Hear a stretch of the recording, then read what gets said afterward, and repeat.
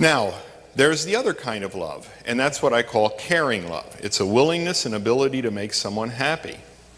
Unless a couple has caring love, willing and able to do what it takes to make another person happy, it's not likely that they'll meet any of each other's needs, intimate or otherwise.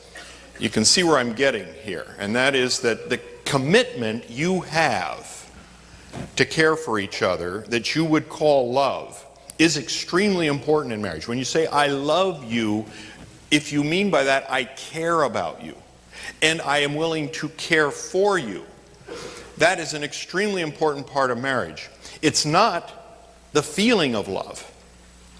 You can have care for somebody that you don't love at all. Matter of fact, you can care for somebody you hate. You can care for somebody you don't even know. But in order to care for somebody the way I would like you to care for your spouse, when you do that, your spouse will end up being in love with you. Because the way you should be caring for each other is to meet each other's important emotional needs. Caring must be very specific. If a couple wants to sustain a romantic relationship, they must care by being willing and able to meet each other's intimate emotional needs. If intimate emotional needs are met with caring love, the feeling of romantic love is created and sustained. Now, I've gone over that very quickly, and we're going to spend a little bit of time digesting that point. But this is my point. If you care about each other, then I want you to care in a particular way. If you say, I care about you, it should mean more than, I hope you turn out to be happy. I hope you mean more than, I will pray for you. I will wish you were happy.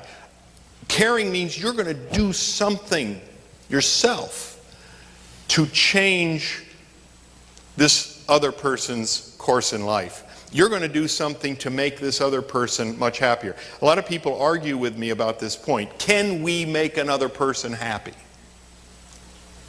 And they say, no, we can't. We can't make another person happy.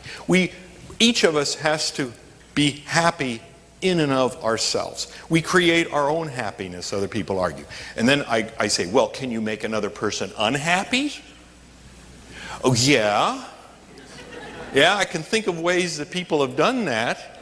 I say, well, if a person can make a person unhappy, why couldn't they make a person happy?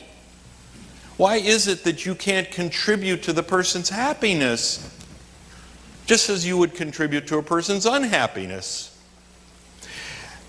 To me, it's just common sense. Of course you can make a person happy. And the person that you're married to is the one you should be working on the hardest.